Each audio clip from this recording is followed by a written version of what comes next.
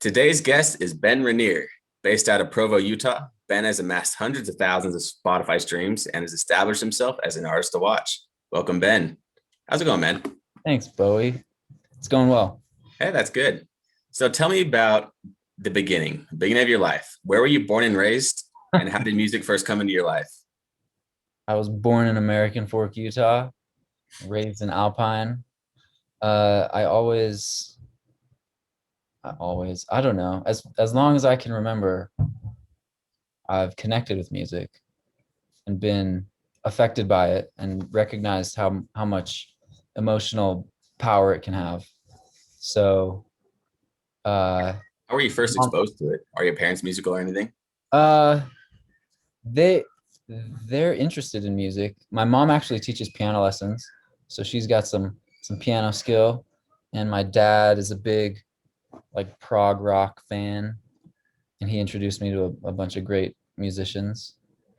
And my mom made sure I took piano lessons as a kid, which I tried to avoid, but she won the battle, and and I'm grateful for that. Grateful that she made me do it. So Was she the one who taught you? no, actually, she paid for someone else to teach me, but Nice. yeah, Yeah, that might be for the best. I mean, sometimes it can be kind of hard with that kind of a yeah, teacher relationship. exactly. Yeah. So, what kind of music did you find yourself listening to as you grew up? Okay. Uh, some of the early stuff that I remember getting into, um, Pete Yorn. This is back when I was probably like 11 Nice. grade. My dad was like bringing home CDs from the library, and Pete Yorn was on Coldplay. I remember the first time I heard about Coldplay. My uncle was talking about Coldplay with a friend, and this was way before Coldplay was huge. So I'm pretty proud of that. So, are we Um, talking like previous to parachutes and all that? Or are we talking like just barely hitting with yellow? uh, it was probably like right after Parachutes came out. Gotcha. Nice. Yeah. Um, let's see. What else was I into? Keen. I remember Keen had that Hopes and Fears album or Great whatever. album. So good. Um, and then my dad introduced me to a bunch of old prog rock stuff like Genesis and Peter Gabriel. Peter Gabriel is one of my all-time favorites. Um, Nice. Yeah, that's awesome. Has piano always been your only instrument, or do you eventually pick up guitar, or kind of what's your instrumental background? yeah, so piano was first, and then when I was 11 or 12, I don't know why, but I decided I wanted to play guitar. So I found a guitar on eBay for 20 bucks, and that thing Wow. was a piece of crap, but I was so excited. I was so excited to have this guitar, taught myself, and then it wasn't too long before my uncle, who's been a really generous kind of supporter of my music career, uh, he gave me this old Yamaha acoustic that I still have and play today. It's a great guitar. Um, anyway, yeah, he was in the music scene a long time ago. Well, it wasn't that long ago. If he listens to this, it wasn't that long ago, Uncle Daniel. You're not that old. Um, but yeah, he's given me an acoustic, an electric, couple amps, a drum set. He's been very uh helpful in that way. That's amazing. Yeah, it sounds like you have a very diverse upbringing of not only music you listen to, but music you've been able to express with your instruments. Yeah. So, did you get into drums as well? Just a little bit. My first experience with a band was actually as a drummer. I was in eighth grade, and I had a few buddies who were putting a band together, and I told them that I had a drum set, and they were like, "Oh, cool. You want to be our drummer?" It wasn't because I was good at drumming. It was because I had a drum set. Yeah. So um, that didn't last too long. They realized they needed a better drummer, but it was fun, and it was fun to be part of a band and get some experience there. Yeah. What was your experience with like after that? Did you go on your own and do a solo thing? Did you go to more bands? What was your steps? So immediately after that, I wasn't that into music in high school. I think because I wanted to be an athlete, and I was like, it's cool to be an athlete. So I tried to do that, and that wasn't for me. But uh, yeah, I wasn't that focused on music in high school. Um, I should have been though. That was my that was it would have been a more productive pursuit probably for me. Yeah. Uh,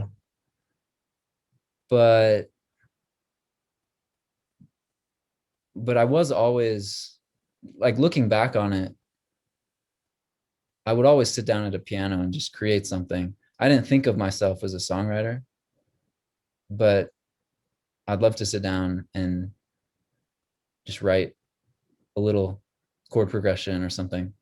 So Yeah. I never really started writing completed songs until I was probably 21, around there. What kicked Uh, it in for you? Like what made you want to start writing songs? yeah, that's hard to say exactly. Uh, I'd been home from a mission for about a year. Oh, that's not true, actually. I started writing almost immediately when I got home. So I, I think a lot of it was subconscious. Like I wasn't even aware of what was going on. But if I want to try to explain it in hindsight, I think on the mission, I remember on P days, we'd go to the church and I'd go to the piano and I would just play piano and create little pieces of songs. And there's not a lot of opportunity when your lifestyle is so structured to be expressive and creative, which was which I didn't realize it at the time, but I think was really hard on me. So when I got home, I really latched on to opportunities to be emotionally expressive and creative. And so I think it was almost like that drought of not being able to be expressive, and then coming home got me into just writing a bunch, if that makes Yeah. sense. Yeah, of course. And that makes total sense. It's actually a really cool perspective. What took it from just wanting to write songs to wanting to actually be an artist and release these songs?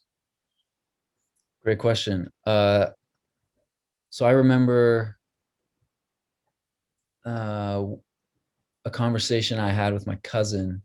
We were both students at BYU, and I guess I guess he'd heard that I was writing some songs, and he told me about his friend Sam Benson, who would run this open mic at BYU, and he was telling me about it, and I was intrigued and got it in my head that I would go play at this open mic, and it was terrifying, but I forced myself to do it somehow, and I had so much support from people. There was a lot of encouragement from friends and family, and that made it really easy to play at another open mic and another open mic. And yeah, I guess that um awareness, if I Yeah. can say that, of myself as an artist came gradually as I just kept playing shows, and people were nice. Yeah. And putting They like yourself the out music. there, So yeah, kind of catch the bug, I guess. got the bug. Yeah. Yeah. That's awesome. Yeah. I mean, so it sounds like that open mic was your first time. Like, was that your first experience ever playing live? Was after your mission and all that? Or did you have live experience previous? So that was my first time. I think it was my first time performing an original song live. I'd done piano recitals, and um, I feel like I'd done some like school talent shows or something. But Yeah. that was the first real. I'm a songwriter. I wrote this Yeah. song. It's Here. definitely a different feeling, I'm assuming, like Yeah. putting your own songs out there rather than just saying, okay, I'm trying to be somebody else. Yeah. Yeah. Definitely. So how do you feel about live music now? Like, do you feel like you like, what are your thoughts on it? Do you like to play live? Are you more of a studio musician? How's that kind of evolved since those early days? Ooh, that's a good question. I have mixed feelings about playing live. On one hand, it's incredible, and on the other, it's terrifying. Yeah. So, and when I say terrifying, it used to just make me nervous. It doesn't really make me nervous so much anymore, as it's terrifying in the sense that I can't control it always. I can't control how it sounds. Uh, well, in some ways I can, but the appealing thing about studio work is you're recording, you're mixing, you're processing the sound, um, you're adding layers, you're in control of the final outcome, right? But in a live environment, you don't control the acoustics and what the sound person is doing. And anyway, that's like a weird technical No, uh that makes a lot answer of to that sense. question, but Yeah. I guess I like being in control. I probably need to learn to be more open. No, that makes a ton of sense. I mean, like you said, in a live show, you're dealing with the sound guy, you're dealing with the lighting, you're dealing with the venue, you're dealing with the crowd that shows up. There's so many aspects that you can't really deal with. You can just kind of ride the wave and go with it. I mean, some people thrive on that. Some people just love the unknown of it. But Yeah, on the other side, there's that other side of the coin where it's like it is good to be able to say, this is my product, this is what I want you to see, this is what I'm giving you. And there's something special to that too. yeah, yeah. Yeah, that's So awesome. So what was your first recording you released?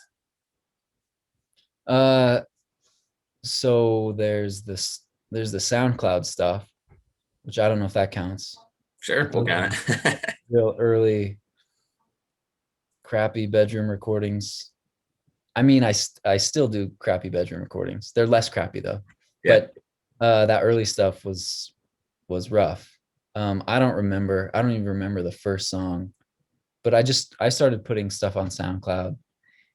But my first real release, we'll say, the one that went on all the platforms, Spotify and Apple and whatever, was in summer of 2017. I think it was Orange Avenue, a little 3-song EP.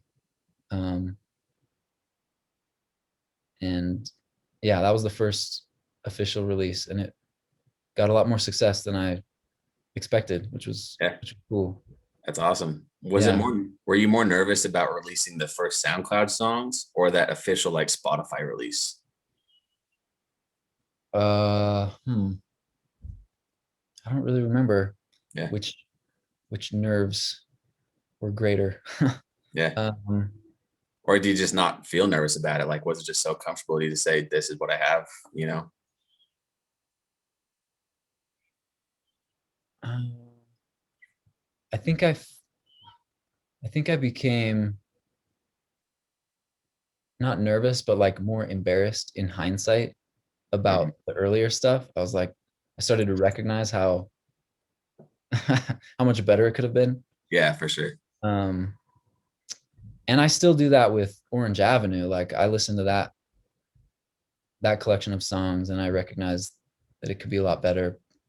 But I don't even think that answered your question. But No, that's great though. I mean, yeah, I love what you're saying. I mean, um, it is really interesting to hear like what people are feeling when they first go through these steps, because each step changes, and it's kind of interesting looking back and be able to say, I wish I could have changed that, but now you can only do your best back then. So that's awesome.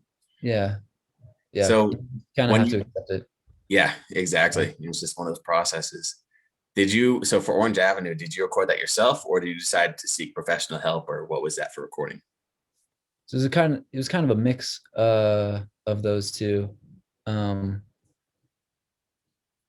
let me review the timeline here. So I moved to Michigan for an internship, and while I was there, I decided to teach myself how to record. So I bought an interface and a mic, and I bought Logic and worked on creating music. I came back to Utah the following summer, and my buddy Kyson, who's been super supportive and helpful through all this, was working at a studio. And so I would go record at that studio during his hours. Um, and I think I would mostly just record myself, but I was using that space. Um, so kind of I was recording myself, but I was being mentored by my friend. Gotcha. Um, and then I think subsequently I would just record myself and mix the tracks myself, and then work with Kyson on getting them uh, mastered and getting the mixes right. So Gotcha. Is that what you continued to do after that first release on Spotify? Is you kind of just had the whole kind of hybrid thing of doing yourself and then bringing to someone else to help out with it for those future releases? yeah, yeah, and I'd say I've gotten more independent, um, which is which is good and bad. Like it's helpful to have other people's ears and ideas. Um, so that's something I like to do more of is reach out, collaborate more. But at the same time, it's been really good to focus on my focus on my own abilities and try to develop my own skills. Yeah, that's awesome. Speaking of collaboration, how do you feel about collaboration for yourself? Like, do you prefer to write by yourself or do you prefer to write with other people now? How does that work for you? Again, with this one, mixed feelings. I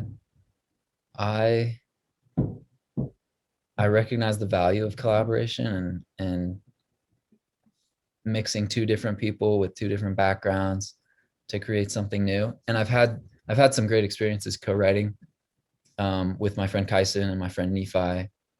I hope I'm not forgetting anyone that's going to be upset.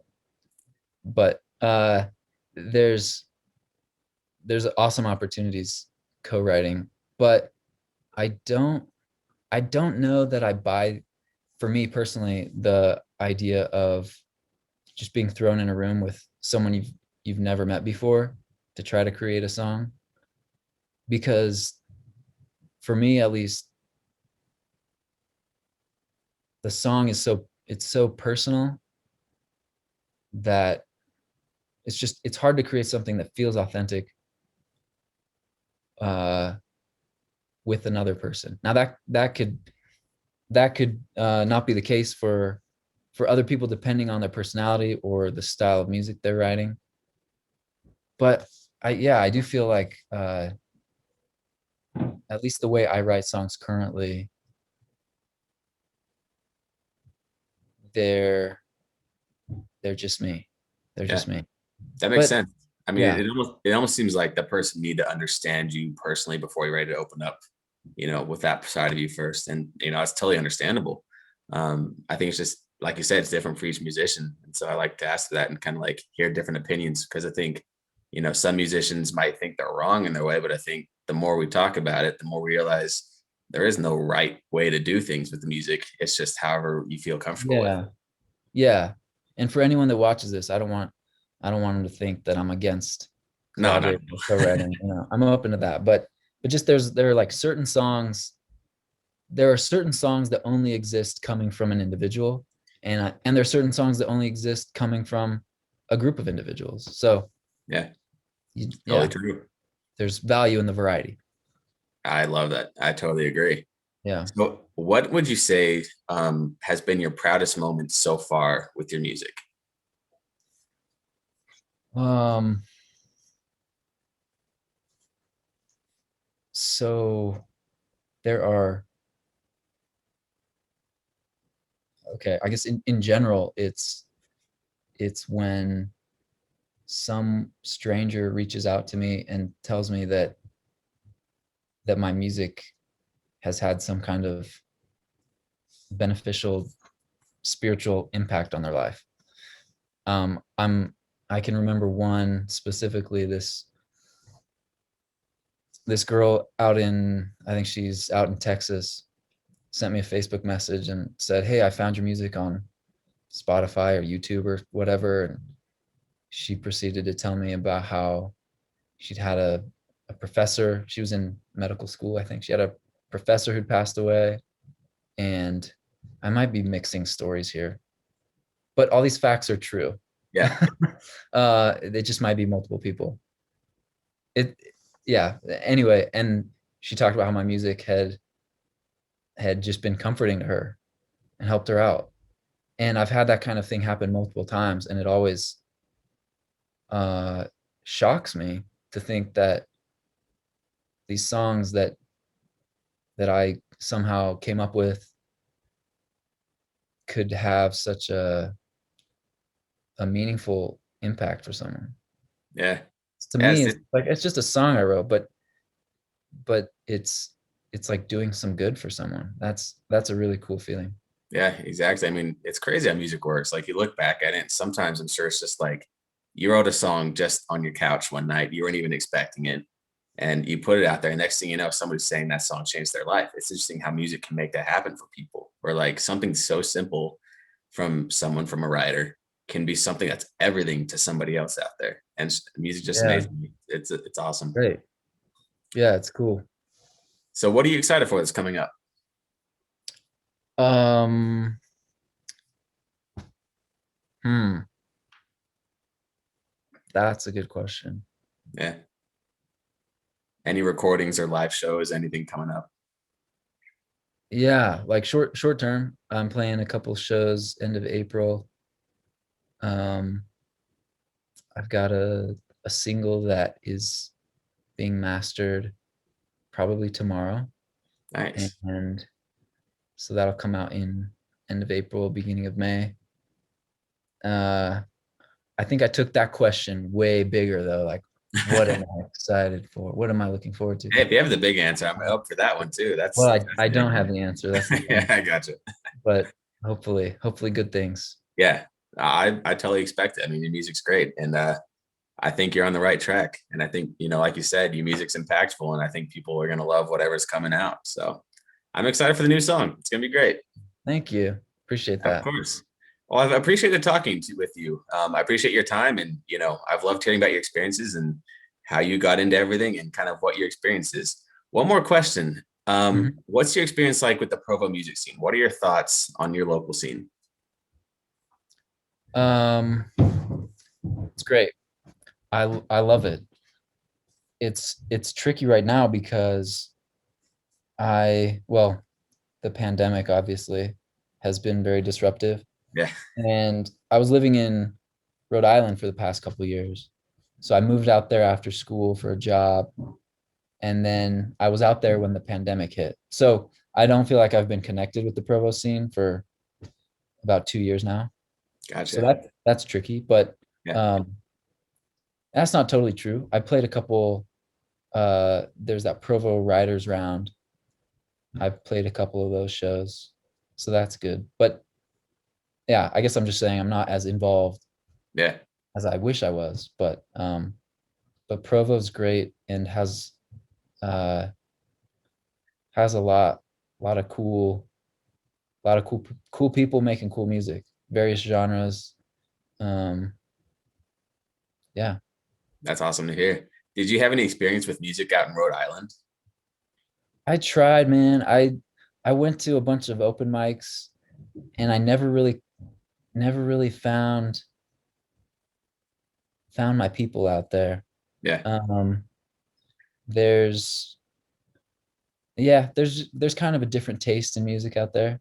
Um, but I did play a couple shows up in Boston that were really cool.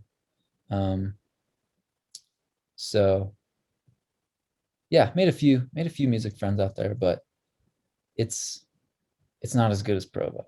yeah, yeah. Provo. I mean, it's one of those like I think of it as a dark horse scenes. Like you don't think of when you think of Austin and Nashville and LA. Like there's the big ones, but then Yeah, Provo is like this sneaky little town that has so much talent that people just it's kind of under the radar a bit. But when you get into it, there's so much there. yeah, yeah, absolutely. Well, that's awesome. Well, hey, thanks again for talking with me. I appreciate your time. It's been really good, and I'm sure people love to hear about this.